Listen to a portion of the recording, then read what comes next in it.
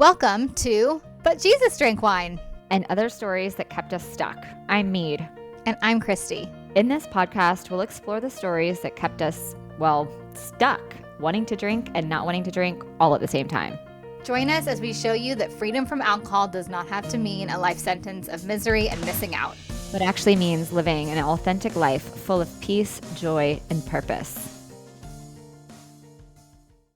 Hey ladies, how are you today? Hello. Hi, good to be here. Yay. So we are really excited today, you guys, to have Veronica Valli. She has been alcohol-free for over 23 years. She got sober at 27, you guys, which I'm like, I want to talk about that. She's also been a psychotherapist for over 18 years, and she is the author of Soberful: Uncover a Sustainable, Fulfilling Life Free of Alcohol. She also has her podcast, Soberful, and she's a sober coach helping men and women all over the world. She lives in Lake Tahoe with her husband and two sons, but you'll probably recognize a British accent because she grew up here in the UK where I now am. So that's super fun too. Yeah. So thank you, Veronica. I'm so happy to have you. Thank you. Yeah, it's great. It's great to be here. When I go home, everyone thinks I have an American accent. So yeah, my friends, when I go home, they're always like, why do you sound so British? I'm like, I literally could not be more American. I don't know. You sound really American to me.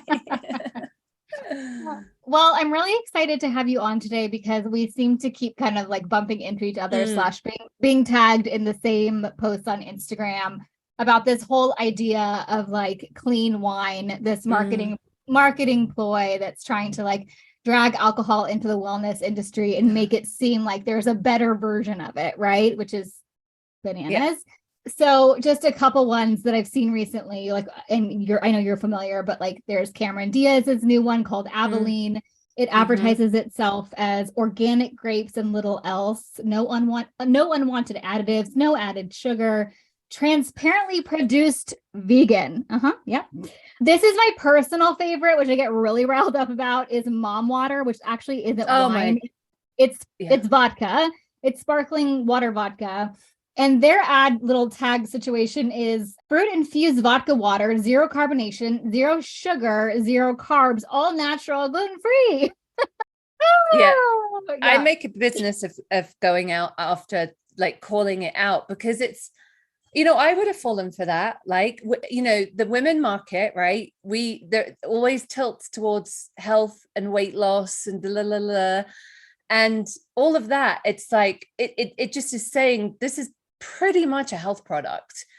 Yeah. And it's like, bingo, I can drink and I won't put on weight and I probably won't get as hungover. It's just, I've submitted that one. So in England, there is an advertising standards agency that you can submit. I know it's a much smaller country. It's much more complicated in America, but I did submit that to, and I can't remember who it is now because somebody forwarded it to me. I'll have to, but there's a voluntary body that kind of raises standards in advertising. And I submitted that it's being positioned as a health and wellness product, and vodka is, a level 1 carcinogen. It's the worst thing you can put in your body. It just, I'm the same. I'm so, again, it's like, I don't have like, fine, sell your vodka water, whatever, with fruit, fine, Cameron, sell your organic wine. I don't have a problem with that. That's your thing. It's the absolutely very misleading and dishonest advertising. That is the problem. It's the lie. It's always been the lie that bothers me. It's not the drinking, it's the lies that we tell about it. 100%. Mead, I feel like you're like trying to swallow your tongue. You're like ready to like jump in here. Well, you're fired up. Yeah.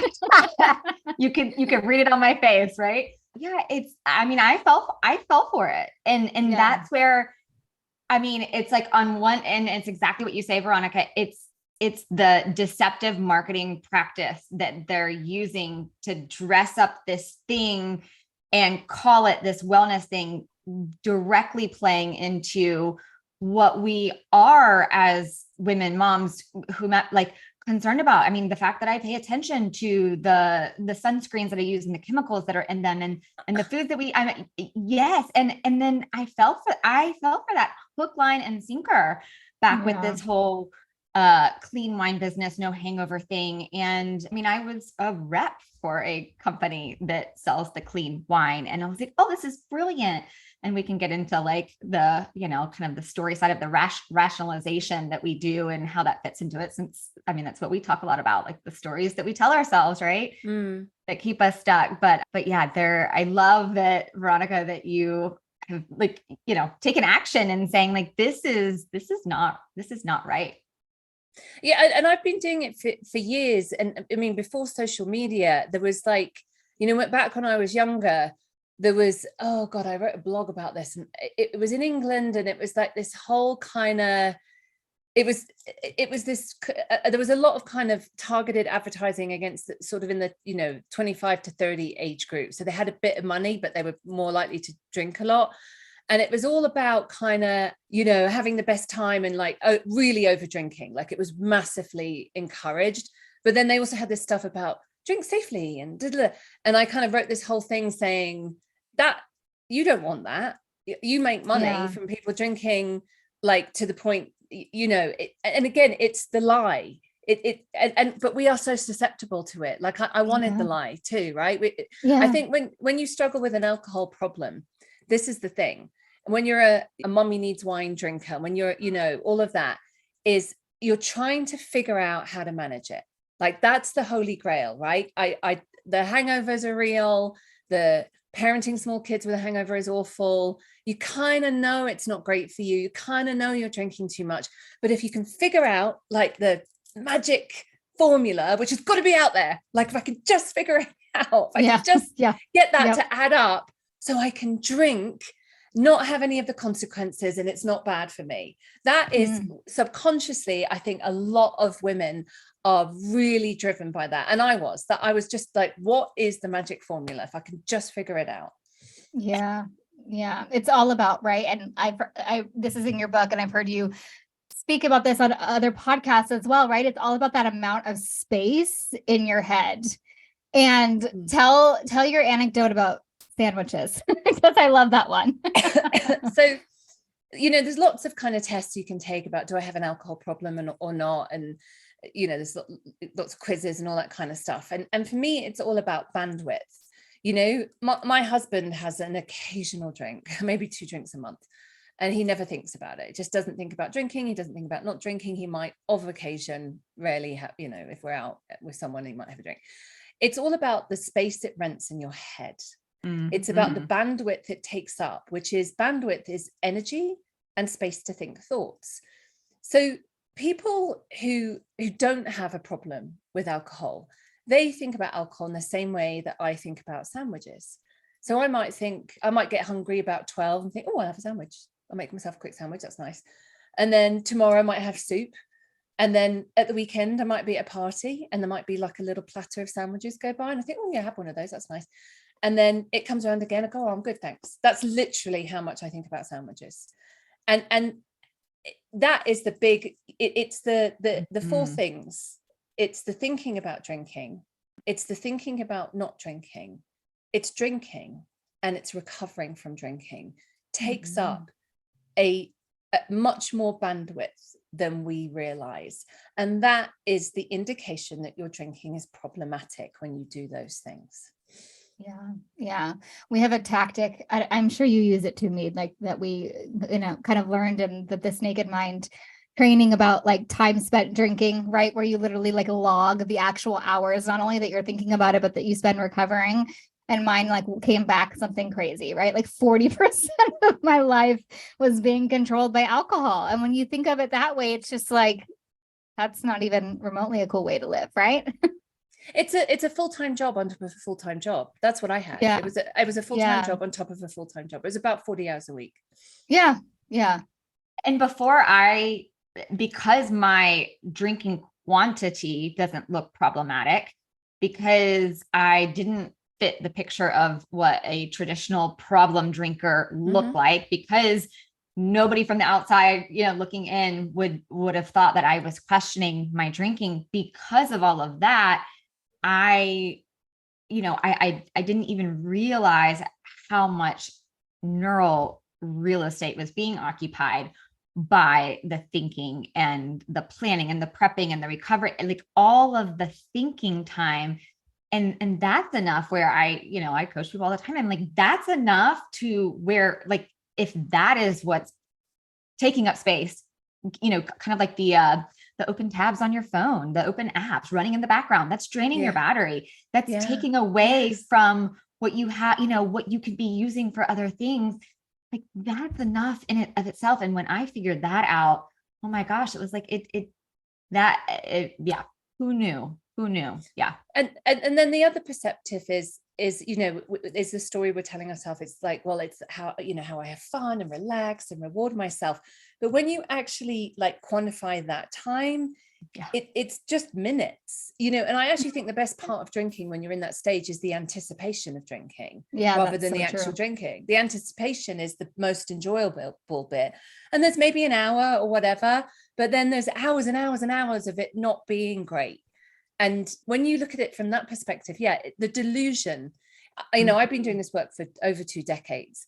The delusion is never been not fascinating to me. Like how people are able to delude themselves, and how I deluded myself as well. And it's because in our culture, and British and American, South African, Australian, very similar cultures with drinking, is alcohol is seen as my belief system was everybody drinks.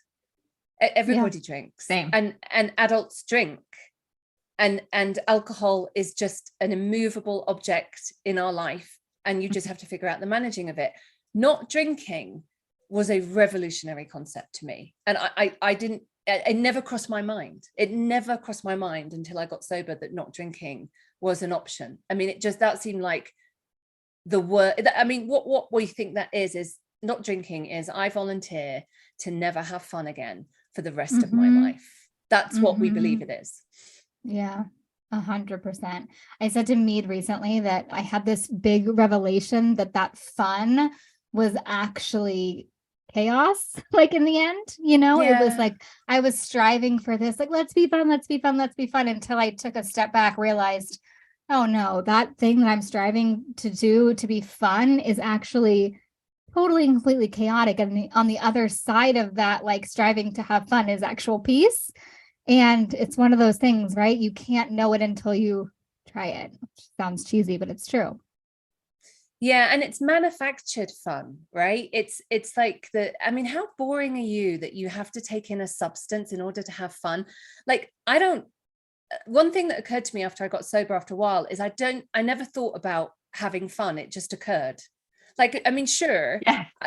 Sure, I would plan, like I'd go to a concert because that's really fun. But it was much more like fun just occurred in lots of ways that I wasn't expecting. Things that I didn't realize were fun.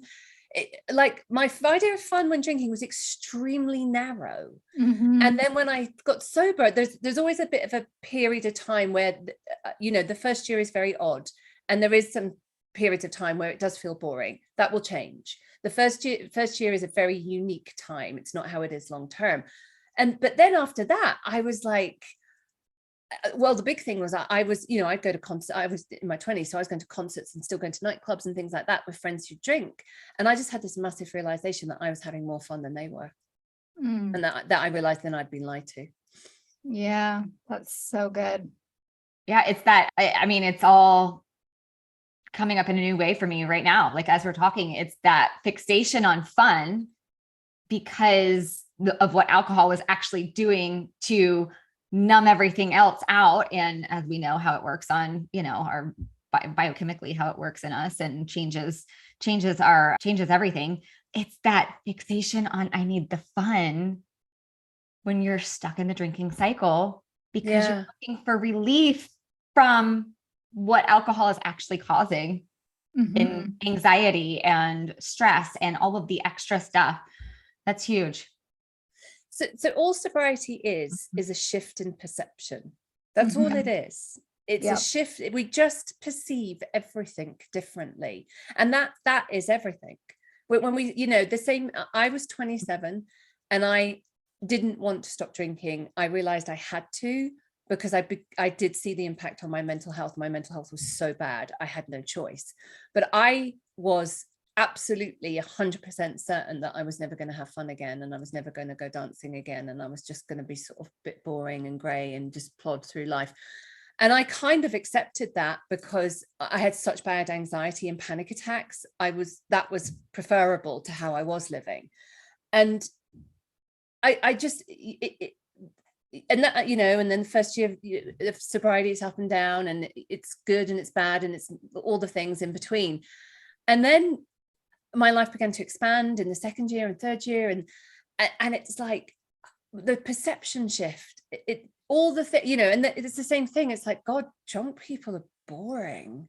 Like they're, you know, I had people don't say this to me anymore, but when I was younger, it's like, don't you feel like you're missing out? And I'd kind of look at them and be like, I feel sorry that you feel that you need to do this and spend all this money and feel this crappy, and you're telling yourself a good time, like, and you're pitying me. Oh man. So it's the perception shift that is and what we have to do is we have to invest and work on that perception shift. That is how sobriety becomes sustainable, because without it, if you still believe that you're missing out, you won't stay sober. Yeah, 100%. We talked about that a little bit we did an episode of like, can 40th birthdays be fun without alcohol? Because we both turned 40 in like, you know, the last couple of years. And we just both said that like, we thought we had to do this massive, big, do it for the gram situation, when in reality that pressure was off, because we have fun and joy in the everyday, which is not something that I had when I was drinking, right? You had to like chase that crazy artificial chaos. So I just turned 50 and I went to Vegas. Amazing. I went to Vegas with my family, and we stayed in a lovely hotel, and we had a blast. We went to see Katy Perry. My kids were there. Fun. We were dancing our asses off. We ate great food. We did Top Golf. We laughed. It was the best weekend. It was so much fun. That's amazing. Like, why would I ruin that by being hungover? And like, I like, that's the perception shift, right? Is when we drink, it's like, there's an event, doesn't matter what event it is, could be your 40th birthday, could just be Friday night, whatever. We believe that if we add alcohol to that event, it will be better. Mm-hmm. And that is the lie. And that is the perception shift. And I want to tell you, sometimes adding alcohol to that event, it did make it better sometimes, but there was always a cost to that. There was always a big cost to that. Mostly it didn't. My perception has shifted that like, there is nothing, like, why would I add alcohol to this? Like, it like, that would just make it smaller and not as good. Yeah. Yeah. It's so funny though, how like, when you just said that, I thought of a client recently who said to me, well, I made the conscious choice to go out and have dinner, and I had one glass of wine and it was fine. It was good. I actually liked it. And, you know, without wanting to like be like emergency, like red lights, you know, flashing, you know, there is that perception that there's that whole fading effect bias thing that happens. Right. And then there's the whole thing of like, we forget. It's another reason that like one of those things, just like clean wine, where we've been duped to believe that like we can moderate. And when you have that one good experience, that is something that can continue. And we quickly, I think, forget, right, of all of that past cost benefit analysis that we've done in the past. Right. So, yeah. Yeah, I've had clients who do that, and generally what happens is then they have another glass of wine and it's fine, and another glass or two of wine and it's okay, and then at some point they end up back where they were. Yeah. Because nobody shows up in front of us by accident. Like, again, the only reason people show up and seek out a sobriety coach or help is because the majority of their drinking is not fun and not enjoyable. But it's not that we're stupid, it's that we forget really, really quickly. Yeah, 100%. Yeah. Well, I think it's, you know, one of those, and we talk a lot about this too, where it goes back to the underlying, like, the perceived benefits that, that we're getting from the alcohol that go back to the underlying needs and desires that we have, like for the belonging and the connection. And so, I mean, fun, to have fun and experiences. And I always say, like, I gave alcohol this tiny opening in my life as, in high school at parties, like as this social thing. And it, eventually it got to the point where over 25 years, it, was taking up way too much space in my life, too much time, too much space, and largely with that internal noise but because of the perceptions that I had about what it looked like to not, to have a life of sobriety, which I talk about, being free from alcohol. I don't even really talk about sobriety, because that word to me meant like, okay, you could continue doing what you're doing miserably, or the alternative is be miserable every single day for the rest of your life, not drinking. And when we take that first, like, courageous step to actually think, okay, like, how is alcohol serving me and how is it not? Like, what is that cost benefit analysis? I mean, that's a huge, huge step that can lead to so much information and that kind of wake up that's needed to then realize, like, oh, all of these stories I've told myself that this is the way to this, and this. Oh, okay. Like, oh yeah, I value clean living. So I'll buy the wine that doesn't have the sulfites and doesn't cause the hangover. So I can stay in this place where I'm, trying to get other things met. Like the loop is just, it's so fascinating. And it keeps us stuck doing the thing that we don't want to be doing. But and when you look at the bigger picture as well, this is one thing I do with my clients, is because we get so sucked into this, like, this is not the main event. Like, the amount of time and energy you're spending arguing with yourself about whether to drink wine or what wine to drink, or this one doesn't have pesticides in. Like, step back and take a picture. Is this what you want your life to be about? When you're 85, do you want to look back and think, like, bloody hell, in my 30s and 40s, I wasted a lot of time arguing with myself about whether I was going to drink or not. Like, that's not the main event. The main event is your fully realized life and your purpose. And alcohol becomes the main event. And what I have seen in my work is when people get sober and they stop drinking, they get the access to that bandwidth that they didn't have, which can be considerable, 20, 30, 40%. That's where your extraordinariness is. Yeah. That's where your extraordinariness is waiting to be realized into the world.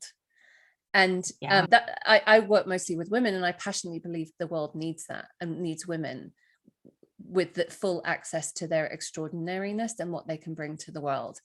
And that, like diet culture, this mommy needs wine culture is a way that keeps women small. I heard this years ago. Someone said, well, the reason that women can't rule the world is because they're starving. You can't get to positions of leadership when you've missed lunch 5 days a week. And I just thought that's so true. Yeah. And now we're sort of still starving and hungover as well. Yeah. Following on from that, how do you think, I mean, I know we've talked about it on the podcast before, but I think part of the reason that bringing wine into the wellness conversation and this whole clean wine con thing is frustrating is because of the fact that, like, wine and alcohol does affect our bodies as women so much differently than men. And so can you speak, I've heard you speak on other things about that. Will you speak a little bit to that too? Yeah, I mean, so I'm a bit older than you. I came of age in the 90s, and that's when feminism, very specifically in England, to be sure, the whole messaging was we can just be like the boys, and we can drink like the boys, and we can party like the boys. And there was this whole culture in the 90s in England called ladette culture. You're probably aware of, like, Zoe Ball and Sarah Cox, they're DJs, and they were very much part of that. Like, right, they were these young women on TV and radio, and they were drinking like how the boys were drinking.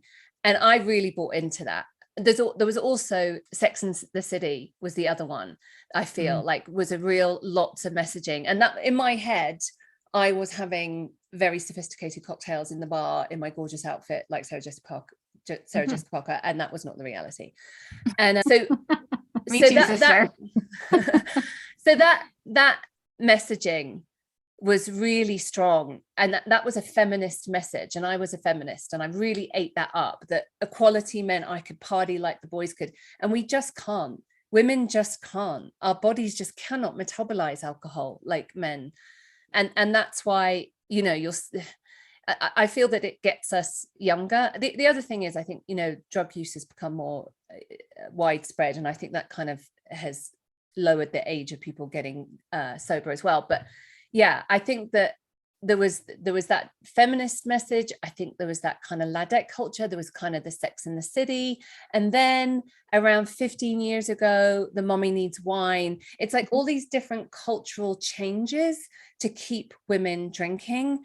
And, you know, and then there's the whole thing about, gosh, you know, being a drunk mom and being a drunk dad, being a drunk mom of color, you know, it's like, oh, there was a thing I went after. It was quite a while ago. It was a Canadian group, and it was called Mums 2, and they did day drinking play dates, and it was all white middle-class mothers meeting up, having a couple of glasses of wine while they're told, you know, happy mummy, happy baby, we need it, we need. So the messaging, yeah, mums need connection and support, 100%. It's really hard. These were millennial mothers, I think, who'd been told the lie that you can have everything, and then they'd got their careers going, and then they got pregnant and they've gone, oh, it's really hard, you can't have everything, it's really hard to have a really high-flying career and raise a child and all of that kind of stuff. So it was really sold as this, you know, and I did another blog piece about that, saying, you know, this all falls down if this was all women of color. If this was all women of color drinking around their infants, people would call social services. But because you're white middle-class women in nice outfits, everyone's like, oh, that's nice, that's lovely, you know, having a little get together with no problem, you know, glass of wine, that's lovely. You know, it's just these whole lie after lie after lie that is told to women in all these different ways that just keep us stuck in this belief system about alcohol. Well, and who benefits from that? I mean, like that's where I think about the story of the marketing exec who then became, you know, free from alcohol. And she was telling the story about how she, back in the 90s, was sitting around a boardroom with a bunch of guys working for an alcohol company, you know, marketing for them and trying to come up with the way to, like, who's the next segment that we're going to sell to where we can, you know, increase our profits. And that's when they invented wine coolers. Well, we're going to target teenagers, and if they're going to drink it, then it's going to have to taste good. So that led to the invention of wine coolers. And so just like the mommy wine culture and the, you know, it's like, who's benefiting from the selling of all of that? We're certainly not, you know, but somebody is, and to the tune of trillions of dollars, right? With big alcohol. And that's where, you know, part of my finding freedom from alcohol is that, like, no, like, I refuse to be duped by these lies and at somebody else's, you know, profit. And so I just, yeah, it's the whole conversation about how it's sold and marketed and the stories that we pick up that then keep us in those ways, thinking that this is what we need, but really missing the point of, like, we want to connect with other moms. And so alcohol is not the way to do that. Like, it's not going to lead to what you actually really want. Oh, you know? I mean, it's the worst, most betrayal of women and mothers, isn't it? That, you know, both in England and America, there's just not enough support for mothers, and it's really hard and lonely and isolating and exhausting, and being, like, sold this like that's why we need wine and mummy vodka or whatever it is. It's just such an absolute betrayal of women. I think it's really, really makes me angry that, yes, and it's for-profit alcohol companies. Interestingly, their fastest growing market is the non-alcoholic brands. And that's interesting, although they are trying to meddle with the guidance that says what's non-alcoholic, and non-alcoholic is 0.0, and they're trying to raise that to like 1% is non-alcoholic. So they're sneaky, but it's interesting that that's their fastest growing market. But yeah, it's, you know, for all of their messaging about drink sensibly, they don't mean it. It's a lie. They make more money the more you drink. So that's what they want you to do. Yeah. And I think about how you said like the immovable objects, like that just everybody growing up, like everybody drank. And I think about how, putting alcohol in the glass and sitting around and the luxury of it, and thanks to Sex and the City and the things that sold it as this kind of like glamorous thing, and how, that like, if you had, handed me a glass of paint thinner and put it in, like even if it was in a pretty glass, I wouldn't have, I'm not going to drink paint thinner. Yeah. But what's the difference really? Like, different types of alcohol, but still. And so it's the, I guess, where I love this movement, and I love hearing that the non-alcoholic is where we're headed. Like, that's the fastest growing. We see the movement is happening here. But just kind of that like waking up for women to see that as long as we're like participating in all of that, we're actually, we're not winning. And anyway, little tangenty there, but yeah. I have a client who's worked for big alcohol. Well, she did work for big alcohol for a while. And she was just telling me about all the things that she had to do right during October, Breast Cancer Awareness Month, on pink washing these bottles, and literally like strategies saying to her, go after the moms in the minivans. And, at certain bars, if you came and showed that you had had a mammogram, you could get free cocktails and all this stuff. And it's just like, this messaging is going out to, women. And I think, I don't know the latest stat, but I know that it's the majority of American women, and I'm sure here in the UK too, that don't know, right, that your risk for breast cancer goes up when you drink alcohol. But here, have a free pink cocktail because you had a mammogram. Talk about like the deception and the duping and who benefits. And I get really riled up about that one. That's a big one. I've seen, there's lots of celebrities who'll do stuff around breast cancer, but it's all about fundraising during that month, but it's all about wine is involved. It's like, that is such a huge thing. And I don't think this is what it's all about, perception. Again, I think in the public's mind, I think there's a vague idea that there's a link between alcohol and cancer, vague idea, but that's the people who are drinking sort of vodka for breakfast. That's like it's the perception is like those are the people who are like drinking around the clock. It's not the people who are having, 2 or 3 glasses of wine 5 nights a week. That's perfectly acceptable and normal. Whereas, have you heard Dr. Huberman's podcast? That I point everyone to that. He blows that up. Even a couple of glasses of wine a week, he really goes into how that impacts your body. And there's another book, and I can't remember it off the top of my head, but it's she described it as a neurological sledgehammer. So again, it's that deliberate, that perception has been massaged, that it's the, because all my clients have only ever looked like you. Like, that's how my client group has always looked like. I've worked in rehabs and stuff, and I've worked with people who are very, in very, very bad ways. But mostly my clients on the outside, nobody would think you have an alcohol problem. And here's the thing about an alcohol problem. An alcohol problem shows up internally years, if not decades, before it shows up externally. Now, I've certainly had people in their 20s who just alcohol, they're getting DUIs and all that kind of stuff. So we think it's the external. We think DUIs, falling over, getting fired, all of that is like, that's an alcohol problem. What we don't realize that the internal manifestation, what nobody can see, and that's the shame, the self-loathing, the constant arguing with yourself about whether you're going to drink or not. It's emotional unmanageability. That's what it is. It's that we cannot manage our internal emotional lives, so we outsource that to alcohol. So that's why I talk a lot about emotional sobriety, that it's really 10% not drinking, 90% emotional sobriety. And that is learning how to manage your internal emotional life without needing to outsource it to a substance. Yeah. Does that make sense? Yeah, totally. 100%. And that's why it doesn't take And that's why it takes work and it takes a little bit of time.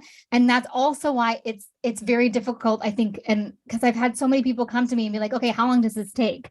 I'm like, we cannot compare timelines here because you're dealing with a whole different like set of emotional rules and beliefs about alcohol and about yourself that we have to go through. Right. And so it takes time. Yeah. So there's two kinds of people in this world. Everybody has stuff, right? Everyone has some stuff they've gone through. And some people are working on it and some people are not. And you can see the difference. Yeah. And that's all it is. It's not that all what I do is I teach, it's really personal development. When you have an abusive relationship with alcohol, for me as a teenager, I had no idea how to manage my emotional life. I didn't like how I felt, and I didn't like who I was. And alcohol fixed that. So that worked. And then as I matured, I missed lots of opportunities to develop really important emotional skills to navigate my life because I just outsourced it to alcohol. So when you stop drinking, you're an emotional teenager because you haven't developed really important skills that you need to get through life. Now, everybody on the planet has to learn this stuff, and lots of people don't. And you can see people who are not managing their stuff. So I tell people, everyone has to do this work. You're the fortunate one that you've been pushed into it. And I know it feels like the worst thing, but I'm going to tell you it's going to be the best gift you've ever had because because pain is the best motivator. The pain of not wanting to ever feel like that again motivated me to do work on my internal being that has been transformational for me. Yeah. So everybody has to do this work. It's the condition of being human, right? I mean, and nobody teaches us how, I mean, maybe even in the best of homes growing up, we get a little bit of help of learning how to emotionally regulate ourselves, but depending on the health of our parents and so on and so forth. But like most of us aren't given the tools for how to do that. So that's where alcohol makes that little tiny opening entrance into our lives. And then I always tell clients, it's not that living free from alcohol is hard. It's not hard for me to not drink ever, but it's hard for me to learn how to be a human when I'm not used to navigating being a human. But oh my gosh, like it is so worth it because of to use your word, the bandwidth that comes back as a result, the extraordinary that comes as the energy, the youthfulness, all the things. I'm smarter and more creative. All this. I'm younger now than I was when I was in my 20s, when I was drinking, just, regular, not as someone that looked like they had a huge problem, but that's where it's, I'm such a fan of what you're saying exactly there. It's 90% emotional work, and doing that, like that translates to everything else in your life, everything else. It helps everything. How we feel is everything. Yeah, it's everything. And it's I think one of the most important skills that we can learn is emotional regulation and emotional management. It's one of the things I'm trying to teach and role model to my sons. And next to that is being able to deal with other people, being able to deal with all the personalities that we come across. It's a really important life skill. So when I got sober, I remember, I can still picture it in my head. The most difficult relationship in my life was with my mum. And it was Chip, my podcast co-host, said this to me. He said, you can have boundaries with parents, right? And I went, no. Like, when was I meant to be told that? I don't know. And then I was like, well, what's a boundary? And how do I have a boundary? Well, learning that skill changed my life. It brought me so much more peace, and my life became less chaotic. It was less stressful. Just learning that life skill, and that's a dealing with other people life skill. That's the emotional sobriety bit. So that's what I find with pretty much universally everyone I work for. We are lacking in the really core life skills that we need to manage and navigate this life successfully. And that's what I'm passionate about teaching. That, totally reminds me of where my girlfriend, when I wasn't even looking at alcohol yet as being a contributing factor to why I just like all the things where I was feeling so stuck. And she was like, well, what do you need? And two questions. What do you need? And what do you want? And I could not for the life of me answer either of those questions. It wasn't something I was used to asking myself. It's not something I was used to other people asking me. And the fact that I remember where I was sitting, what I was wearing when she asked, because it was such a huge moment for me that I couldn't answer that. And I think that, it's similarly where you learn things like boundaries and how that changes things. If I could answer the question, what do I want and what do I need? Way back in high school, well, I wanted to belong and connect, and alcohol looked like the thing that was creating that, but without naming that, without being able to say, what do I need? What do I want? How can I have that need met? How can I actually, and similarly for the boundaries work. And so, yeah, I'm such a fan of working on, and I think that's where people they come to us because they're like, okay, alcohol is the problem. And I'm focused on alcohol, and let's change the behavior, and let's do, and it's like, whoa, let's back up, let's zoom out and look at all of the foundational things that are actually, going to support removing this. And sometimes that just comes as a necessary, like as an accidental kind of symptom of getting that emotional wellness and life skill development. So alcohol's only a symptom. It's a symptom of the problem. Yeah. Which is why most people discover along the way that just stopping drinking is not enough. Yeah. Yeah. Yeah. So true. Well, Veronica, we like to end all of our episodes with like a suggestion of just a tiny new action that our listeners can take, whether that be about like recognizing the clean wine lie, the clean wine con, or anything kind of related to sobriety, or anything that you're really into or want to pass along. What would be your tiny new action for our listeners? Oh, I don't know if this is tiny. It's okay. It's never really tiny. It's kind of ask your question. So the question that people ask themselves, which is always the wrong question, is my drinking bad enough? And it's very easy to look around and go, oh God, it's not that bad. Oh, I'm fine. Yeah. And that's a part of the delusion. We ask that question so we can easily spot 5 people who clearly have an alcohol problem, and we don't do those things, so we're fine. So that's the wrong question. The question is this good enough for me? Mm-hmm. Is this life? Is this how I'm living? Is this good enough for me? Do I want to settle for this? And then if you're a parent, would I want my kids to drink this way? Is this how I would want my kids to drink? And that is that will be an eye-opening question. Mm-hmm. And then there is an action after that. And what I always like to leave people with is the great big sober secret, is the belief that, alcohol is the best vehicle to get to the land of fun, excitement, belonging, connection, relaxing and rewarding yourself. And if I don't have it, I won't be able to get to that place. None of that is true.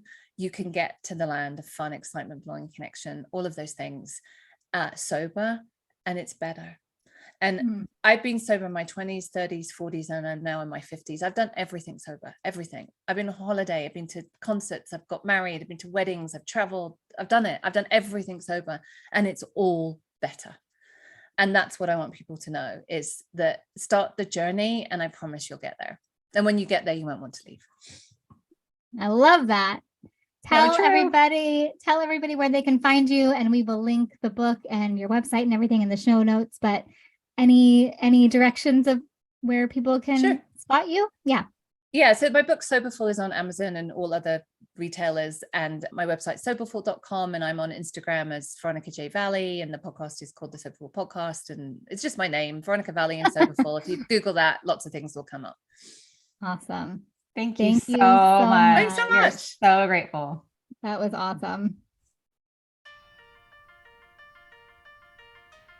Thank you so much for joining us again this week. You can find all of our episodes at butjesusdrankwine.com, and make sure you follow us over on the gram at Love Life Sober with Christy, and Mead at I'm Not Sober, I'm Free. To learn more about what we do, you can visit our websites at meadhollandshirley.com and lovelifesober.com.